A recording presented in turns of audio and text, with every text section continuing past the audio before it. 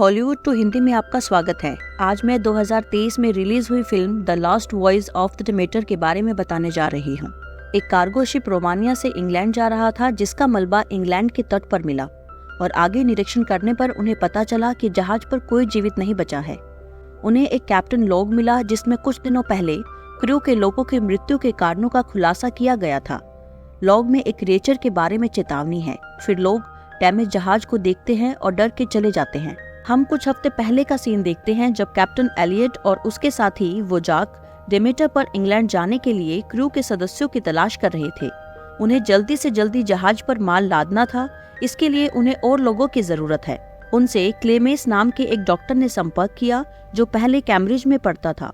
Doctor England जाना चाहता था, हालांकि वोजाक ने उसे 3 अन्य लोगों के लिए ठुकरा दिया। कुछ लोगों ने कैप्टन को उसके पैसे लौटा दिए और उनसे कहा कि अंधेरा हो गया है और उन्हें अब जाना है। वे लोग जहाज पर अपना सामान इकट्ठा कर रहे हैं। उनमें से एक आदमी तब घबरा जाता है जब एक बॉक्स देखता है जिस पर एक ड्रैगन का मार्क है। इस वजह से उस आदमी की रस्सी से पकड़ छूट जाती है। बॉक्स फिसल जाता है और एलियट की ग्रैंडसन टॉबी को लगभग कुचल देता है, लेकिन क्लेमेस समय रहते उसे बचा लेता है। एलियट ने टॉबी को बचाने के लिए क्लेमेस को धन्यवाद दिया और उसे जहाज पर आमंत्रित किया। जिस व्यक्ति ने बॉक्स गिराया था वह जहाज छोड़ देता है। डर है कि ड्रैगन का मार्क एक अपशकुन है। जाने से पहले वह एलियट से बहस भी करता है। एलियट क्लेमेस का बहुत आभारी है और वह क्रू के मेंबर्स अब्राम्स, एल्गरिन, पेट्रोस्की, लार्सन और जोसेफ के साथ जहाज पर चढ़ता है। माल लोड हो गया है और वे अब जाने के लिए तैयार हैं। फाइनली जहाज अपनी यात्रा शुरू करता है और घोड़ा गाड़ी पर मौजूद लोग उसे भयभीत होकर देखते हैं और क्रू यानी चालक दल की बेहतरी के लिए प्रार्थना भी करते हैं। टॉबी क्लेमेस को लाइव स्टॉक और उसके कुत्ते हकलबेरी को दिखाते हुए बोट का टूर कराता है। बाद में कैप्टन एलियट अपनी लॉग बुक में लिखते हुए दिखाई देते हैं। वह लिखते हैं कि इंग्लैंड पहुंचने में उन्हें 4 वीक लग सकते हैं। इस समय हम वाइजैक को देखते हैं, जो कप्तान के पास आता है। हमें पता चला है कि कैप्टन लंदन पहुंचते ही जहाज से रिटायर होने वाला है। उन्होंने अपने बेटे से वादा किया था कि वह टॉबी को गाँव में पालेंगे। कैप्टन जहाज का नियंत्रण वोजैक को देना चाहता है। वोजैक इससे खुश है, लेकिन वह दुखी है क्योंकि उसने लंबे समय तक कप्तान के साथ काम किया है। क्लेमेस ने बाद में क्रू के साथ भोजन किया। कैप्टन ने सभी को उनकी सैलरी के बारे में बताया। क्लेमेट का कहना है कि उसे सैलरी की जरूरत नहीं है, उसकी इच्छा दुनिया के काम करने के तरीके को समझने की है। इस बीच ड्रैगन मार्क वाला बॉक्स हिलना शुरू कर देता है और गिर जाता है और उसमें से कुछ निकलता हुआ दिखाई देता है। रात में चौकीदारी करने के दौरान क्लेमेस टॉबी के पास जाता है। वह क्लेमेस को बताता है उसने जहाज पर किसी क्रिएचर को देखा है, लेकिन क्लेमेस उस पर विश्वास नहीं करता। तभी हमें उस जगह से कुछ आवाजें सुनाई देती हैं जहां लाइव स्टॉक रखा जाता है। क्रू के सदस्यों ने इसकी जांच की, लेकिन कुछ नहीं मिला। क्रू के सदस्य इंग्लैंड जाते हैं, लेकिन बाद में उन्हें पता चलता है कि किसी चीज ने बुरी तरह से हकलबेरी और पशुधन को मार डाला।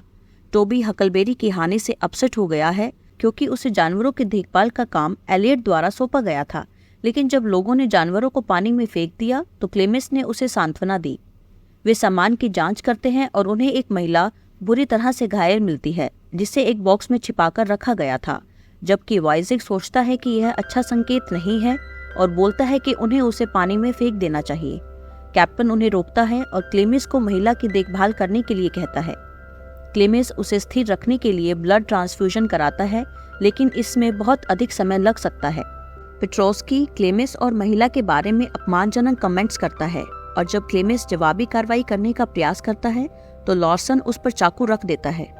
टॉबी ने बाद में क्लेमेस को बताया कि महिला थोड़ा बोल रही है और टॉबी ने उसकी बात सुनी है।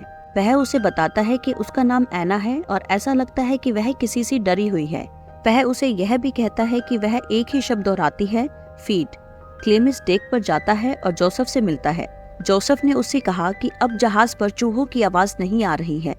क्लेमेस ने उसे बताया कि बाकी जानवरों की तरह ही वे भी किसी इन्फेक्शन के कारण मर गए होंगे। जोसेफ ने उससे कहा कि उसे लगता है कि जहाज पर कुछ और है जो इन सभी चीजों को खत्म कर रहा है। रात में पेट्रोस्की डेक पर नजर रख रहा है जबकि बाकी क्रू सो रहा है। वह खटखट की आवाज सुनता है और जांच करने जाता है। फिर वह देखता है कि डेक पर एक हिस्सा टूटा हुआ है और फिर उसे एक बीमार दिखने वाला क्रिएचर डेक पर रेंगता हुआ दिखाई देता है। इससे पहले कि वह कुछ और कर पाता, क्रिएचर उस पर झपट पड़ा और अपने पंजों से उसका गला काट दिया। फिर जीव उसका खून पीने लगा। क्रू के लोग पेट्रोस्की का खून फैला हुआ पाते हैं और चिंतित हो जाते हैं। स्टार्टिंग में जांच के दौरान क्रू के सदस्यों को उसके शरीर के पास एक चाकू मिला, जिसके कारण क्रू ने क्लेमेंस को दोषी माना, क्योंकि क्लेमेंस वही था जिसने पेट्रोस्की की मृत्यु की सूचना दी थी। लेकिन कैप्टन ने उन्हें रोक दिया। क्लेमेंस ने कैप्टन को बताया कि उसने जानवरों को पानी में फेंकने से पहले उनके शरीर पर निशान देखे थे। वह सोचता है कि घाव किसी के काटने जैसे लग रहे थे। एना को होश आता है और वह डेक की ओर दौड़ती है। उसने सुन लिया था कि वे किस बारे में बात कर रहे थे और चिल्लाने लगी कि जहाज पर कुछ है। क्लेमेंस उसे शांत करता है क्योंकि उसे लगता है कि वह एक बुरे सपने के कारण ऐसा कर रही है। वह उसे एक कमरे में ले जाता है और उससे पूछता है कि वह किस बारे में बात कर रही है। वह उसे कहती है कि यह क्रिएचर बहुत दुष्ट है। यह पहाड़ों के एक महल में रहता है। यह क्रिएचर केवल रात में ही बाहर निकलता है और मनुष्य और अन्य जीवित एनिमल्स का खून पीता है। वह उसे बताती है कि लोग उसे ड्रैकुला कहते हैं। वह उसके महल में कैदी थी। क्रिएचर हर दिन थोड़ा थोड़ा उसका खून पीता था। वह कहती है कि वो क्रिएचर जहाज पर है और कोई भी नहीं बचेगा। रात में एल्गोरिन और लार्सन डेक पर नजर रख रहे थे, तभी वही क्रिएचर लार्सन पर हमला करता है। एल्गोरिन क्रिएचर से बचने के लिए ऊपर चढ़ जाता है। तभी क्रिएचर उसका पीछा करता है और एल्गोरिन को नेक पर काट लेता है, लेकिन उसे जीवित छोड़ देता है। जहाज अनबैलेंस होने लगता है और कैप्टन क्रू के सदस्यों के साथ डेक की ओर दौड़ पड़ता है। उन्होंने लार्सन को मृत पाया, लेकिन एल्गोरिन अभी भी जीवित है। उन्होंने उसे एक बिस्तर पर बांध दिया। कैप्टन और क्रू के बाकी सदस्य इस क्रिएचर को पूरे जहाज में ढूंढने लगे, लेकिन कुछ नहीं मिला। जैसे ही रात होती है, वह अपने बंधनों से मुक्त हो जाता है और टॉबी के पीछे चला जाता है। कैप्टन ने टॉबी को उसके कैबिन में छोड़ दिया था। अब हम देखते हैं कि एल्गोरिन अपने रूम से बाहर निकल जाता है, क्योंकि अब वह खून का प्यासा बन गया है। वह टॉबी के पीछे जा रहा है। टॉबी कैप्टन के रूम में छिप जाता है और खुद को अंदर बंद कर लेता है। बाकी क्रू को एहसास होता है कि कुछ गड़बड़ है। वे डेक से नीचे चले जाते हैं। उन्होंने एल्गोरिन को वश में कर लिया है और दरवाजा तोड़ने की कोशिश की। वे देख सकते हैं कि ड्रैकुला टॉबी के साथ कमरे के अंदर है। क्रिएचर टॉबी का पीछा कर रहा है और अचानक वह टॉबी पर हमला कर देता है और उसका खून पीना शुरू कर देता है। एना आती है और दरवाजे पर ताला तोड़ने के लिए राइफल उठाती है, लेकिन टॉबी पर पहले ही उस क्रिएचर ने हमला कर दिया है और अब उसका अधिकांश खून भी पी लिया है। एना उस पर गोली चलाती है, लेकिन वह भाग जाता है। वे टॉबी को पकड़ लेते हैं, जो अब बेहोश है, इसलिए क्लेमेंस उसका भी इलाज करता है। वे ऑल्गर को एक खंबे से बांध देते हैं और जब सूरज उगता है तो वह जलने लगता है। वॉइजेक ने उसे शांतिपूर्वक मारने के लिए गोली मार दी, भले ही वह क्रू का सदस्य था। वे सभी बैठते हैं और सिचुएशन को डिस्कस करते हैं। क्लेमेंस का कहना है कि अब टॉबी पर भी वही साइड इफेक्ट्स हो गए होंगे जो ऑल्गर पर थे। जोसेफ का कहना है कि जहाज पर मौजूद सभी लोगों के मरने से पहले उन्हें उसे मार देना चाहिए। क्लेमेंस का कहना है कि उन्हें यह पता लगाना होगा कि यह सब किस कारण से स्टार्ट हुआ। केवल इसी तरीके से वे टॉबी को ठीक करने में सक्षम हो सकते हैं। उन्होंने ड्रैगन के मार्क वाला बॉक्स खोला, लेकिन अंदर कुछ नहीं मिला। अब्राम्स को रात में डेक पर निगरानी रखने के लिए छोड़ दिया गया है। जोसेफ ने उसे मार गिराया और जहाज से उतरने और क्रिएचर से दूर जाने के लिए एक लाइफ बोट लेके भाग गया। क्रिएचर इवॉल्व हो रहा है क्योंकि इसने अब काफी लोगों को मार डाला है। अब क्रिएचर उड़ सकता है और जोसेफ को ढूंढने और उसे मारने में कामयाब हो जाता है, जिसकी वजह से नाव खाली लेकिन खून से सनी हुई डेमेटर में वापस आ जाती है। एना क्लेमेंस से बात करती है और बताती है कि वह महल के पास रहती थी जहां वह क्रिएचर रहता था, जिसका नाम ड्रैकुला है। उसने एना को काटा है और वह उसे राशन के रूप में उपयोग करने की योजना बना रहा था, लेकिन ब्लड ट्रांसफ्यूजन जो क्लेमेंस ने किया था उसे एल्गोरिन की तरह बनने से रोका। वह उसे बताती है कि उसके गांव में कोई भी अच्छी हेल्थ वाला नहीं बचा है, इसलिए ड्रैकुला अब इंग्लैंड जा रहा है। एलियट क्रूज की सुरक्षा के लिए अगले बंदरगाह पर रुकना चाहता है, लेकिन बाकी विरोध करते हैं क्योंकि इसका मतलब यह होगा कि उन्हें बोनस नहीं मिलेगा जैसा कि वादा किया गया था। डर है कि टॉबी को भी वही भाग्य भुगतना पड़ेगा। एना द्वारा उसके लिए प्रार्थना करने के बाद क्रू ने उसे एक चादर में लपेट दिया और उसके शरीर को समुद्र में फेंकने की तैयारी की। एलियट अपने दुख में भ्रमित हो जाता है और सोचता है कि टॉबी हिल रहा है। वह उसकी ओर दौड़ता है और शीट खोलता है। टॉबी अब एक पिशाच बन गया है। वह एलियट पर हमला करता है, लेकिन सूरज की रोशनी उसे भी जला देती है। लड़की को छूने से एलियट की स्किन जल गई। उन्होंने तुरंत उसे समुद्र में फेंक दिया, जहां उसकी मृत्यु हो गई और एलियट निराशा में डूब गया। जैसे जैसे डेमेटर इंग्लैंड के करीब पहुंचता है, क्रू को डर है कि अगर वे ड्रैकुला को अपने साथ इंग्लैंड ले गए तो क्या हो सकता है। वे एक योजना बनाते हैं जिसमें वे निर्णय लेते हैं कि उन्हें ड्रैकुला को मारना होगा।